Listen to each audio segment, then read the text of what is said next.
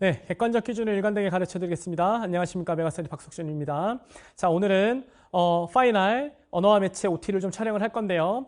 일단 1차적으로 제가 언어와 매체 파이널을 준비하면서 봤었던 관점은 9월 모의고사에 대한 오답률입니다. 자, 어쨌든 상위권으로서 내가 좋은 대학을 가려고 선택한 친구들인데 그 친구들이 지금 오답률을 보면 38번은 78%, 35번은 67%, 36번은 58%의 오답률을 갖고 있습니다. 자, 근데 문제가 되는 건 뭐냐면 제 느낌은 35번과 36번은 여러분들이 포인트는 뭐냐? 지문을 읽지 않거나 지문을 읽었다 하더라도 지문에서 강조하는 핵심 원리, 핵심 예시를 끌고 와서 실질적으로 분석하는 게 약한 것 같습니다. 그러니까 언어와 매체를 공부함에 있어서 특히 언어를 단순히 암기로 문제를 풀어서 요즘 사설과 같은 엔제 같은 걸 많이 풀었을 텐데 그때는 지문 결합형 자체가 대부분 지식으로 들어가기 때문에 여러분들이 시간을 빨리 풀 수 있을 거라고 착각들을 하시는 것 같습니다. 그러니까 기출에 대한 학습 자체가 명확하지 않거나 학습력 자체가 암기하거나 혹은 지식으로 접근해서 문제를 풀려는 것들이 너무 젖어 있지 않는가라는 생각을 갖고 있습니다. 이게 제가 봤을 때는 지금 시장의 흐름에서 가장 큰 위험한 점이고요. 38번 문제야 제가 해설 강의 때도 말씀드렸지만 시험은 이걸 안내가 아니라 자, 나왔으니까 이제는 공부하셔야 돼요. 나왔으니까 예를 들면 작은 집 이남아 했을 때 이남아가 보조사야는 이제는 외우셔야 돼요. 그러나 수능은 제가 해설 강의도 말씀드렸지만 이렇게 지식으로 때리는 문제를 내지 않습니다. 낼 거면 예시를 4개를 더 줬어야 돼요. 예시가 격조사, 격조사, 격조사, 보조사, 보조사, 격조사, 보조사, 보조사가 나왔으면 그 예시 4개를 때려놓고 시험을 보게 하든가 격조사와 보조사가 실제 쓰였던 예를 표로 제시했을 때 이걸로 접근할 수 있어야 할 방식으로 내야 돼요. 아시겠죠? 이런 스타일을 수능에서 낼 수가 없습니다. 지식이 들어가기 때문에. 됐죠? 그러면 요거는 오답률이 높다는 건 제가 인정하겠습니다만 요 두 문제가 오답률이 높은 게 사실은 친구들 자체가 공부하는 방향에 있어서 단순히 암기하거나 엄매를 10분껏 해야 된다는 거에 젖어서 지문을 읽지 않고 문제를 풀거나 읽는다 하더라도 지식적인 거에 접근해서 보기나 지문을 이해하지 않고 보기나 지문을 연결하지 않고 공부하는 거에 너무 젖어 있기 때문에 지금 이런 사태들이 발생한 것 같습니다. 알겠죠? 해서 최근에 5개년 동안, 그러니까 최근에 나왔었던 시험들 중에 엄매가 탑5 안에 들어가는 경우가 꽤 많습니다. 오답률이. 그거는 결국은 엄매를 공부하는 데 있어서 친구들이 문제가 있는 거거든요. 단순 암기를 하거나 아시겠죠? 실질적인 예시에 적용하는 힘 자체가 너무 약하기 때문에 그런 것 같습니다. 그래서 제가 수업을 준비하는 데 있어서 지식적인 거 다 빼고 24년, 25년 평가원과 교육청 모의고사를 다시 다 풀어볼 거고요.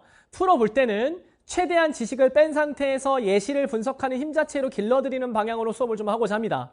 자, 해설지나 이런 것들은 저희가 디테일하게 하나씩 다 썼습니다. 기존에 시중에 나와 있는 해설지 쓰지 않았고요. 전부 다 저희 연구실에서 쓴 건데 일단 자, 의문 단어, 문장, 국어사를 다 수업을 할 겁니다. 자, 그리고 말씀드렸지만 24년, 25년 지금까지 나왔던 기출들을 다 연결해서 수업을 할 거고요.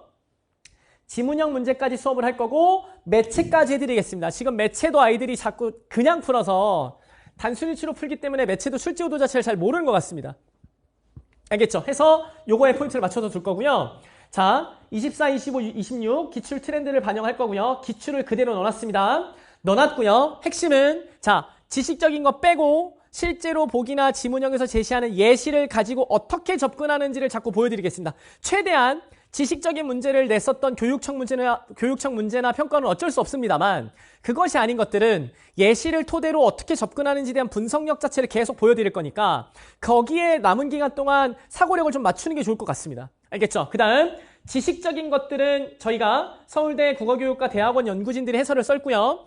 이 연구진들은 개정교과서 교과서 만들 때, 개정교과서 언어와 매체 교과서 만들 때 실제로 집필진으로 참여했던 사람들이기 때문에 객관적으로 정제된 것들에 대한 개념 자체를 좀 드릴 수 있습니다. 알겠죠? 해설지도 이분들이 다 썼고요. 해서 여러분들이 해설지 같은 경우는 보면서 학습하셔도 도움이 될 것 같습니다. 알겠죠? 자, 해서 자, 수강 대상은 언어와 매체 파트를 최종 정리를 좀 하셔야 될 것 같은데요. 포인트는 9월 평가원 때 좀 많이 틀린 분들, 특히 내가 암기를 통해서 문제를 풀려고 했더니 풀리지 않았다. 시험 볼 때 너무 깜깜했다라고 하시는 분들은 예시를 직접적으로 접근하는 힘 자체를 기르는 방향으로 가야 되기 때문에 출제 기준에 대한 정립 자체를 좀 하셔야 됩니다. 가지고 있는 지식이나 갖고 있는 암기를 버릴 필요는 없는데 중요한 건 뭐냐면 그것들을 실제 예시에서 분석하는 힘을 어떻게 기르냐 싸움이에요. 알겠죠? 그 분석하는 힘 자체를 길러드릴 겁니다. 됐죠? 그 다음 특히 매체에서 실수를 좀 안 하셔야 되기 때문에 독서처럼 읽어가면서 매체적 속성 자체를 묻는 건 단순히 발체로 때리시고 전체적인 흐름 자체를 묻는 건 독서처럼 있는 흔 자체를 기르시는 걸로 가야 될 것 같습니다. 알겠죠? 자, 언어와 매체는 학생들이 많이 지루해하고 공부를 힘들게 하기 때문에 제가 10분에서 15분 정도로 강의를 끊어서 짧게 갈 거고요.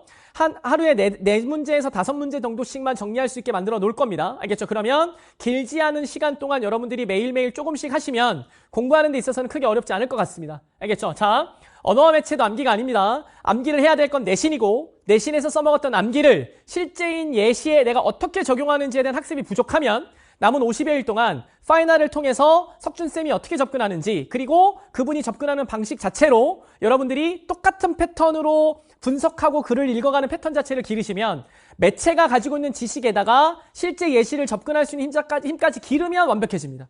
알겠죠? 그렇게 해서 마지막으로 마무리를 좀 하시면 좋을 것 같습니다. 알겠죠? 자, 도움 드리겠습니다. 감사합니다.